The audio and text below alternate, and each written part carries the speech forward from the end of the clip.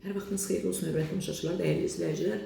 Aprel ayının 8-dir, həftənin bugün çərşənbə günü 2026-cı ildə son dəqiqə bir xəbərimiz var, onu nəzərinizə çatdırırıq.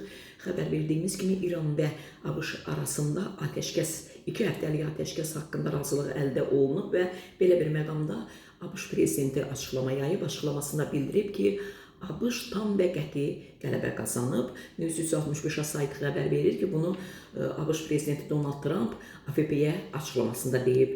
Tam və qəti qələbə 100% və bu barədə heç bir şübhə yoxdur deyə Donald Trump bildirib. ABŞ lideri razılaşma pozularsa İranın mülki elektrik stansiyalarını və körpülərini darmadağın etmək barədə ilkin təhdidlər barədə suala ətraflı cavab verməyib. Bunu görməli olacaqsınız deyib. Onun sözlərinə görə İranın zənginləşdirilmiş uranı məsələsi həll ediləcək.